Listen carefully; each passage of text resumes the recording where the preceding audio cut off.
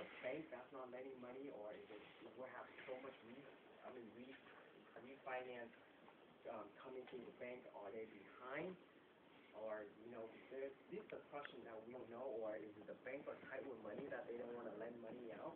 Or is it just something buyers are a little hesitating, they know that the market is dropping and that they're going to wait around and see what's going to happen within the next 6 months before the end of the year? Some of these questions, I'm a little hesitant myself, but I'm a little confused. But let me ask you guys how you guys think about the market right now. Yes, sir. Difficult market. I think the main reason is the bank the restriction is very tight. We dealing with Oriental market, our client. They have the down payment.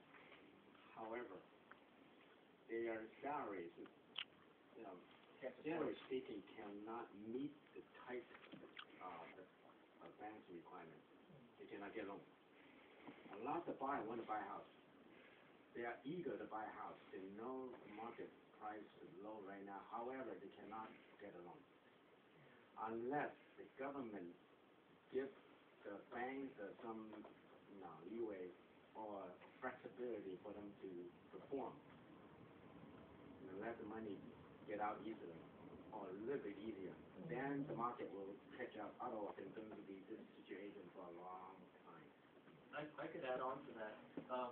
For those of you guys who haven't met me yet, I was here last week. My name is Vince Lau. I'm with Bank of America Home Loans, a mortgage loan officer there. I was eating dinner with Bailey recently, about a couple weeks ago, and Bailey got to meet one of our underwriting managers. And that was one question that was posed to the underwriter that Bailey said was that why is it so hard to get these loans underwritten and approved? And she explained it really well. There's a lot of changes, as you know, in the route out there. A couple years or 3 years ago, it was easy to get a loan. As long as you brief, you can get a loan. But the government is making it very difficult for the banks to lend the money out because all the rules have changed. To just give you an example, in the past we offered stated loans. There's no longer available anymore. In the past, you can borrow up to, say, 60, 70, 80% of your income can go towards the debt. Today, it's 45, and it's still decreasing. Every week, we have a new update on our rules. For example, just a week and a half ago, our 5-1 ARM products, that's where the interest rate is locked for the first 5 years. We used to be able to lend up to 45% debt-to-income ratios, but now it's 41%. So it's continuing getting harder. So that kind of helps answer some of that question. Plus, underwriting is looking at every transaction with a magnifying glass. So when customers are showing proof that they have the ability to make a down payment, with their statements, if there's cash deposits, that can hurt the deal because there's no way to prove that cash is from that borrower. So I always tell my clients, when you're buying a home, during that process, do not deposit any large cash deposits. If you want to keep that separate. A lot of times people borrow money, so if you're getting money back from borrowed funds, just keep that separate from your purchase. If you need that money, then you want to tell the bank that it's gifted money instead, because we'll accept that.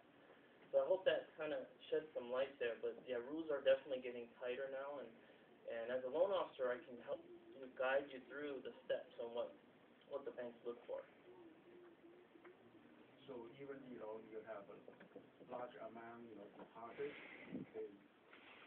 on the purchase. So the bank is still looking to what kind of deposit. Absolutely. So if it's a check or wire, we need to know where it came from. So let's just say it came from the owner's account in another bank, let's say out of the country. So once we know where it came from, we still need to make sure that it's the customer's funds, so we'll have to see proof. And we always need 2 months worth. So let's say we get the 2 months worth and we see another large deposit that's similar to the original one on the next statement, then we'll need to see another 2 months prior to that as well. You see how it's a trickle effect. And what I try to do initially at the beginning is underwrite the loan ahead of time. So if I see those I call red flags, if I see them immediately, I'm not going to submit the statement unless I know for sure, 100% I can prove that that's the customer's fund. Consumer fund is, when his own account, have so many different banks, Yeah. then that type, then he can get all the money transfer in the one bank, whatever. That's right. So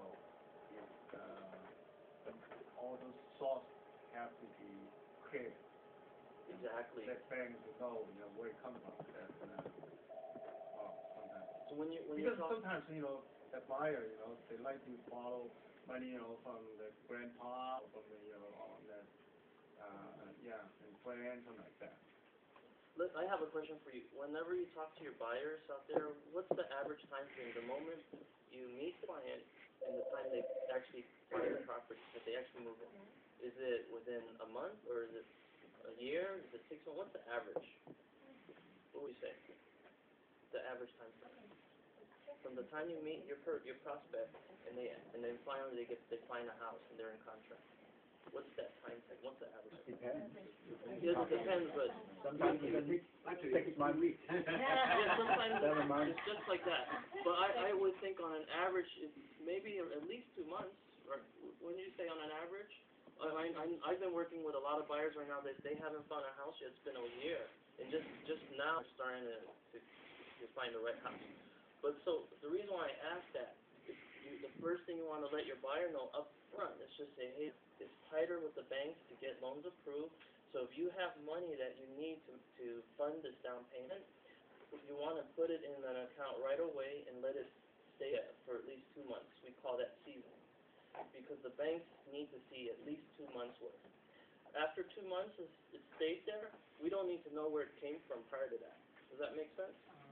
So if there's money in 10 different banks, to make it easier for you, for myself, and the client, why not have it consolidate into one area and let it sit for 2 months while they're looking for the property? What about gift money? Gift money, 20%. we can accept gift money so long. Just be in there for 2 months at least? No. Gift money is different. Gift money is acceptable for down payment as long as the borrower is putting 5% of their own down payment. 5% of their own down payment. And the gift money has to be from a family member. Okay, family member, Yeah. So not friends? there's a lot of cousins that our borrowers have.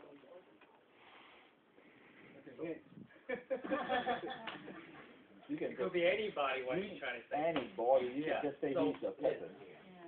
Thanks for Yeah. putting about the bank issue. So now, the thing is, what we're trying to get into is like, of course, cash is king. Cash is everything right now. We buy everything with cash. Where if you have cash, it's no say that it's a done deal already. But in terms of the banks and stuff like that, we just need to find a way how to close more deals. What can we do? The question is, what can we do? How can we persuade the buyer or the seller to sell or buy the home? I know a lot of people saying that, it's easier. The main thing, if you want to sell the house, the main thing what it is right now, you got to list the price right. That's the most important. Price is right, go with the market, people will come. And then for buyers, of course you're looking for the good deal, which is business right, you're looking for that one first. If you're looking versus 700 or 800, same floor plan, which one you're looking for? Of course you're looking for 700 first. It's just a matter of how we'll look at the market, whether the price is right, you're there, and so that's where I'm keeping up with the update and how the market is right now, Also, Chicago Title, let's go back to where I haven't introduced my office first. Actually, I represent for 3 offices right now, which is our financial district, our Market Street, and my Juniper Fair. That's my main office. That's where I try to